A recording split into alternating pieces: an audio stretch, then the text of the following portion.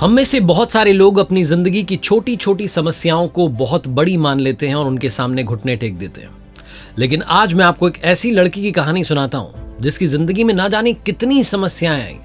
हर तरीके से जिंदगी ने उसे परेशान किया, लेकिन उस लड़की ने सारी समस्याओं को हराकर दुनिया में अपना नाम रोशन किया। आप देखना शुरू कर चुके हैं लर्निंग सीरीज सीखोगे नहीं तो जीतोगे कैसे। मेरा नाम है आरजे कार्तिक और आज हम बात करेंगे विल्मा रुडोल्फ की।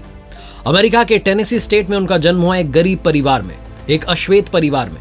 ये वो समय था जब दुनिया में भेदभाव बहुत ज्यादा था।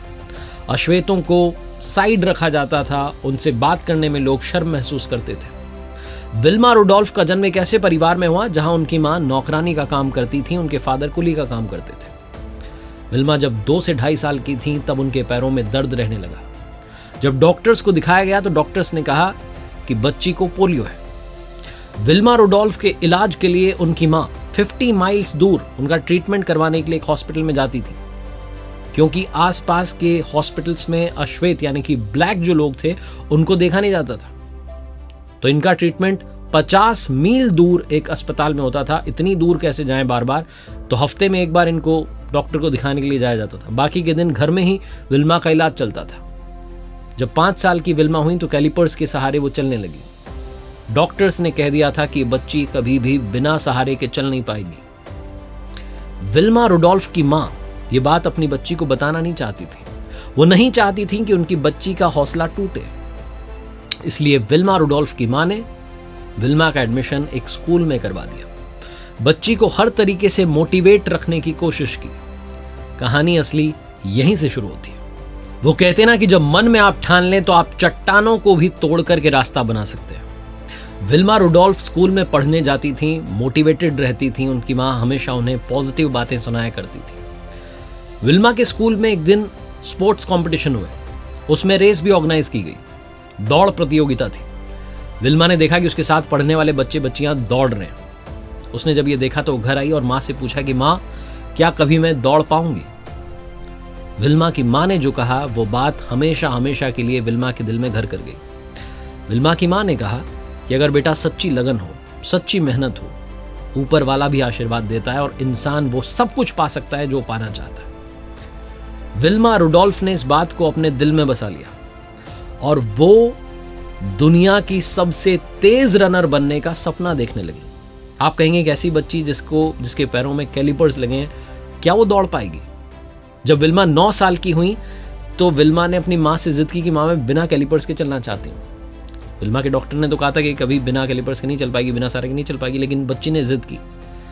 मां के सामने कैलिपर्स हटा दिए। चलने की कोशिश की, गिर गई, लग गई। फिर चलने की कोशिश की, फिर गिर गई, फिर लग गई।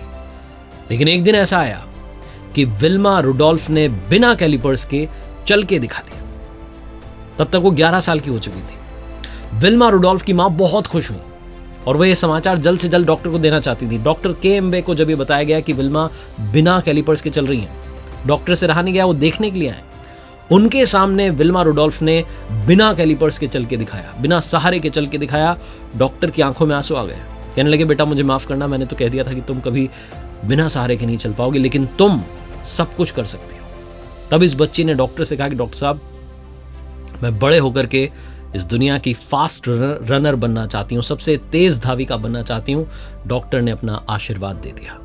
डॉक्टर के ने जब शाबाशी दी तो विल्मा का कॉन्फिडेंस बहुत ज्यादा बढ़ चुका था। डॉक्टर्स की एडवाइस थी कि आप एक पैर में हाई हील्स के शूज पहनिए बास्केटबॉल के लिए। यही करना विल्मा ने शुरू किया। विल्मा की जिद देखते हुए, उनका डेडिकेशन देखते हुए उनकी मां ने, पैसे नहीं थे उसके बावजूद, एक अच्छे ट्रेनर का इंतजाम करवा दिया। जो स्कूल मैनेजमेंट था उन्होंने देखा कि हमारे यहाँ की बच्ची नामुमकिन काम करके दिखा रही है, तो उन्होंने भी फुल सपोर्ट किया। 13 साल की जब विल्मा हुई तो इंटर स्कूल रेस कंपटीशन में पार्टिसिपेट किया। वो बच्ची जो कैलिपर्स के सहारे चल रही थी, जिसे पोलियो था, वो दौड़ रही है, रेस में पार्टिसिपेट कर रही है, हालांकि सबसे पीछे रही। 8 बार और पार्टिसिपेट किया, 8 बार और हार गई। लेकिन 9वीं बार विल्मा रुडोल्फ ने टॉप किया, विनर रही उस रेस कंपटीशन की। उसके बाद जब वो 15 साल की हुई तो उन्होंने टेनेसी स्टेट यूनिवर्सिटी में एडमिशन लिया और वहां उनकी मुलाकात हुई कोच एड टेम्पल से। उन्होंने कोच साहब से कहा, विल्मा ने, कि मुझे इस दुनिया की फास्टेस्ट रनर बनना है। और कोच ने कहा कि बेटा, जो तुम्हारी विल पावर है, जो तुम्हारा डेडिकेशन है, तुम कमाल करके दिखाओगी। अब सीधे आगे बढ़ते हैं और आपको लेकर चलते हैं 1960 में।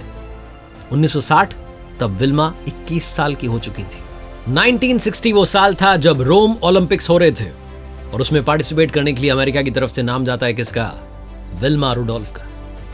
21 साल की विल्मा रोम ओलंपिक्स में पहुंचती हैं। पहली रेस थी 100 मीटर रेस। उसमें विल्मा का मुकाबला होता है उस वक्त की सबसे फास्टेस्ट रनर युता हाइना के साथ। सबसे तेज दौड़ती थी युता हाइना। विल्मा रुडोल्फ के सामने जब ये मुकाबला शुरू होता है, विल्मा रुडोल्फ 100 मीटर रेस जीत जाती हैं, गोल्ड जीतती हैं। दूसरा मुकाबला होता है 200 मीटर रेस। 200 मीटर की रेस में भी युता हाइना के सामने विल्मा का मुकाबला होता है। विल्मा वो रेस भी जीत जाती हैं, उसमें भी गोल्ड जीतती हैं।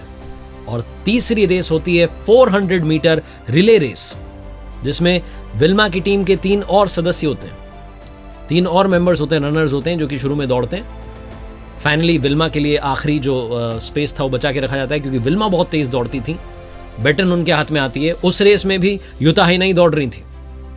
विल्मा देखती हैं कि युता हाइना आगे निकल चुकी है, उनके हाथ से बैटन छूट जाती है। फटाफट से बैटन उठाती हैं, दौड़ती हैं और स्पीड से दौड़ती हैं, युता हाइना को पीछे छोड़ देती हैं। और 400 मीटर रिले रेस में भी विल्मा रुडोल्फ गोल्ड जीत लेती हैं। वो लड़की, वो बच्ची जिसे पोलियो था, जो बिना कैलिपर्स के नहीं चल सकती थी। डॉक्टर्स ने कहा था बिना सहारे के चल नहीं पाएगी। 1960 के रोम ओलंपिक्स में 21 साल की उम्र में 3 गोल्ड मेडल जीत कर लाती है। जब अमेरिका वापस पहुंचती है, जहां पर अश्वेत वाली बात होती थी, श्वेत वाली बात होती थी, डिस्क्रिमिनेट किया जाता था, काले गोरे में भेद किया जाता था, वहां उनके लिए डिनर, एक सम्मान में भोज रखा जाता है, डिनर रखा जाता है, जिसमें श्वेत भी आते हैं, अश्वेत भी आते हैं। विल्मा रुडोल्फ को अमेरिकन मीडिया ब्लैक गजेल कहकर बुलाता है, यानी कि काली हिरण।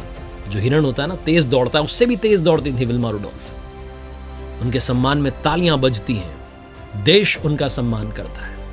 विल्मा रुडोल्फ की कहानी आज हमें यही सिखाती है, इम्पॉसिबल का मतलब है आई एम पॉसिबल। एक्सक्यूजेस बनाना बंद कीजिए। जो एक्सक्यूजेस के इश्यूज बनाते हैं उनका कुछ नहीं होता है। जो एक्सक्यूजेस को पीछे छोड़ते हैं और अपने लिए स्पेस क्रिएट करते हैं, अपने मन में कह लेते हैं कि मैं करके दिखाऊंगा, वो वाकई में कर दिखाते हैं कुछ ऐसा कि दुनिया करना चाहती है उनके जैसा। तो आज की ये कहानी जो हमें मोटिवेट करती है, हमें इंस्पायर करती है, ये सच्ची और अच्छी कहानी आज आपको मैंने सुनाई लर्निंग सीरीज में, जिसमें आपसे बस यही बात कहता हूँ, हारोगे नहीं तो सीखोगे कैसे, और सीखोगे नहीं तो जीतोगे कैसे।